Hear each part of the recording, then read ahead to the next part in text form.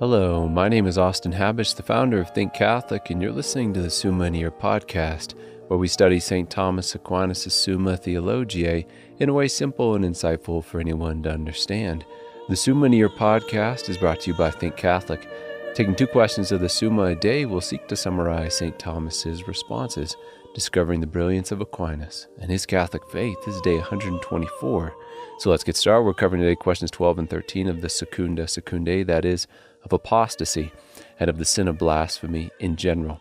The translation that I always use in these podcasts is the one generously provided to me by Ave Maria Press, the 5-volume set translated by the Fathers of the English Dominican province, which you can now get at a discounted price from Ave Maria Press's site by typing in the code Summa 10. And so here we go. Article 1, whether apostasy pertains to unbelief.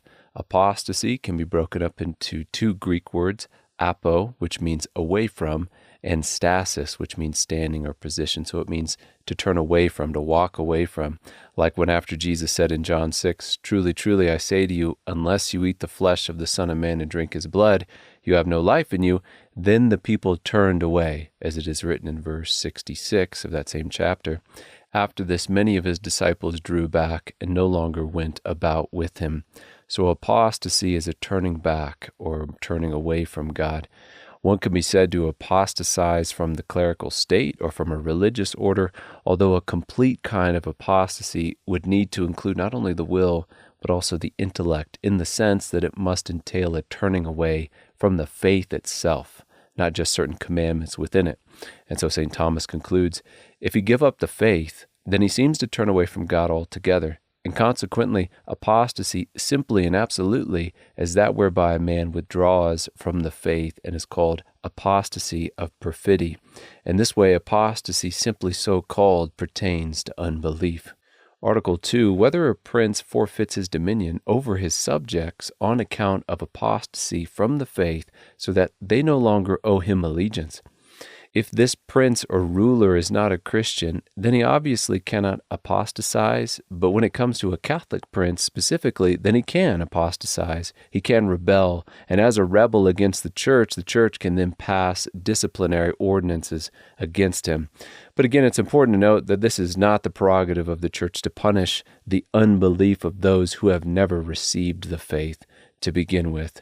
As St. Paul says in 1 Corinthians chapter 5, "What have I to do to judge them that are without?" But to answer our article more fully, it's probably best to quote Aquinas. He writes, "The Church can, however, pass sentence of punishment on the unbelief of those who have received the faith, and it is fitting that they should be punished by being deprived of the allegiance of their subjects, for this same allegiance might conduce to great corruption of the faith. Consequently, as soon as the sentence of excommunication is passed on a man on account of apostasy from the faith, his subjects are ipso facto absolved from his authority and from the oath of allegiance whereby they were bound to him." So this episode and the one previous to it has really given us a glimpse into that long-lost Christendom, which is something that we here in the States who live in a post-Christian culture probably even struggle to imagine. And with that, we move on to question 13 of the sin of blasphemy in general. Article 1, whether blasphemy is opposed to the confession of faith. It is opposed to the confession of faith which stems from a true knowledge of God, since blasphemy, whether it be in the heart or expressed with the tongue, is a voluntary word disparaging some aspect of God. It is a lie, an untruth, and therefore it is opposed to the confession of faith.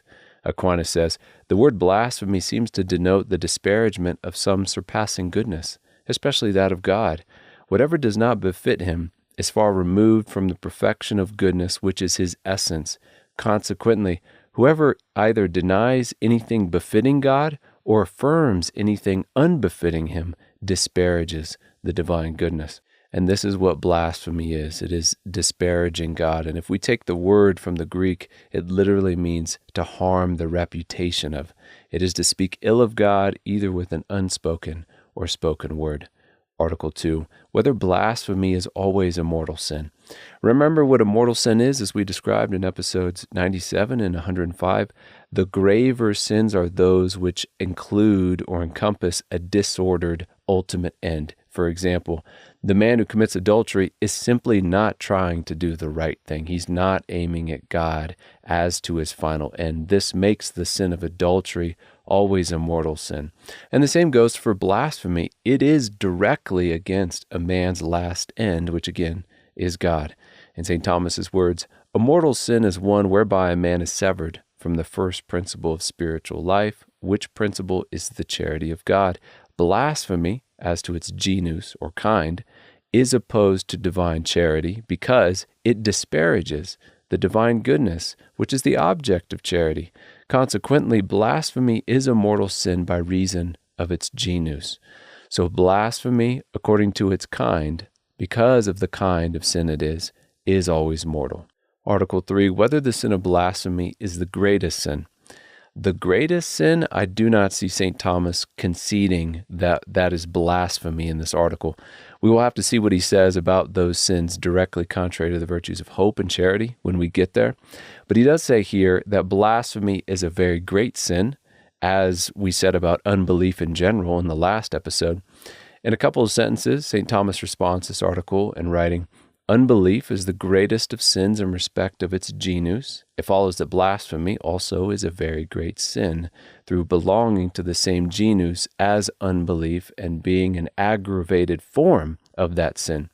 And then reviewing what he said on unbelief from the last episode, again there he said, the sin of unbelief is greater than any sin that occurs in the perversion of morals.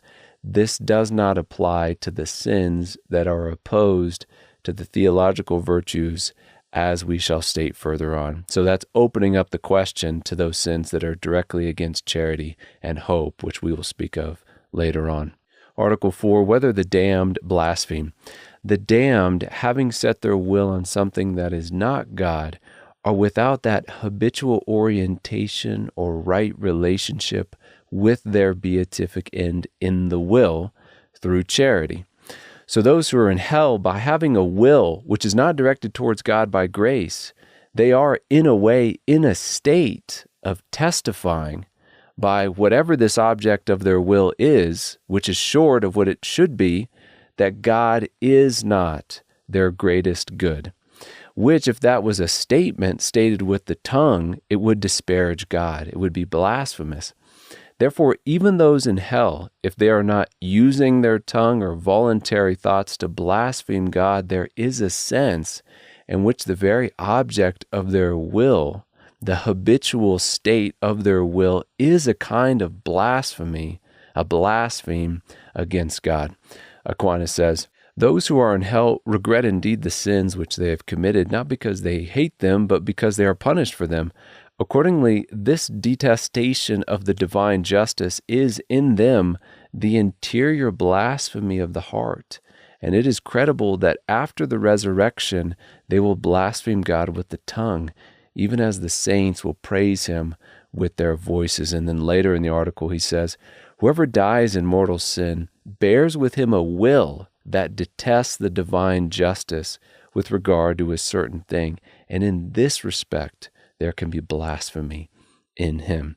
Which brings us to the close of a very brief episode. We have just finished covering questions 12 and 13 of the Secunda Secundae, that is, of apostasy, and of the sin of blasphemy in general. My name is Austin Habish with Think Catholic, and I cannot wait to see you tomorrow.